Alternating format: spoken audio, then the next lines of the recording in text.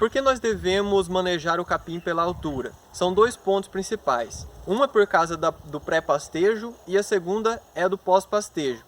A primeira parte, que é do pré-pastejo, que seria a altura em que o gado iria entrar ali, a gente toma em conta da interceptação luminosa. Então, se essa interceptação luminosa estiver muito baixa ali nas partes de baixo do capim, vai estar ocorrendo uma senescência das folhas do bacheiro. E isso faz com que diminua a qualidade do capim e aumente a quantidade de como do capim. Então isso seria prejudicial para os animais. Ou seja, a gente tem que saber uma altura máxima no que o gado deveria entrar naquela pastagem para começar a pastejar. Bom, e a segunda parte são os pontos de crescimento do capim. Geralmente a gente percebe que tem uma certa parte do capim onde que apresenta uma maior quantidade de meristemas apicais. O meristema apical, então, se ele for consumido pelo animal, se ele morrer, ele geralmente o capim ele deveria só ficar crescendo de acordo com a quantidade de perfilhos que seria produzido ali pelo capim. Isso diminuiria a produtividade.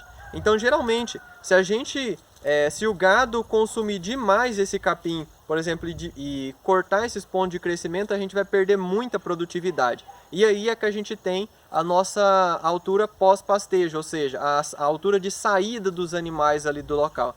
Ou seja, por exemplo, esse capim marandu aqui, Braquiária brisantha cultivar marandu. Geralmente a altura de entrada dele seria de 40 centímetros e a de saída seria em torno de 15 centímetros. E isso preserva os meristemas apicais e impede o sombreamento na parte de baixo do capim.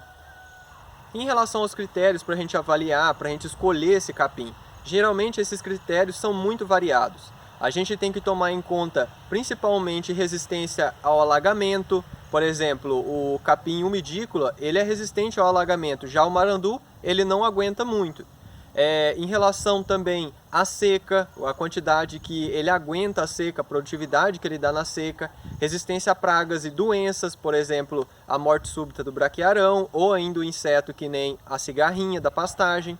A gente também tem que tomar em consideração, e muito, a declividade. Por exemplo, o charaés, ele não aceita muito ser plantado em um terreno muito ondulado, ele prefere terrenos planos. E assim consecutivamente, a gente tem que tomar em conta várias características, inclusive a produtividade do capim para a gente poder escolher, ou mesmo o tipo de animal que vai estar entrando ali no local. Então, se a gente tiver, por exemplo, uma produção de leite, uma produção de carne, cria, recria, gorda, terminação, a gente vai ter que escolher um capim ideal para esse tipo de sistema.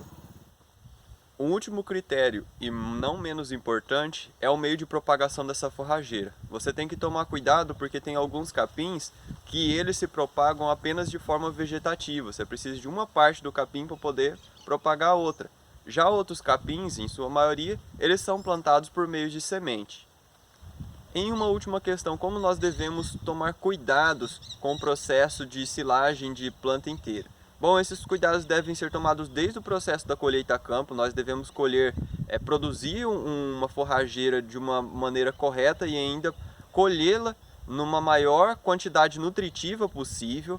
Depois disso, nós vamos picar esse material e compactar. Essa compactação é a principal etapa e ela deve ser feita com um tempo maior do que se teve na colheita. Então, geralmente, você tem que tomar um cuidado principalmente em ter um tempo bem maior ali nesse processo de compactação.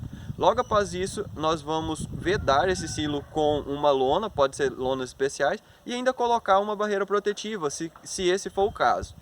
Após 25 a 35 dias, essa forragem já não é mais considerada forragem, a gente pode chamar ela de silagem, que no caso aconteceu todos os processos fermentativos e fizeram com que mudasse esse tipo de alimento.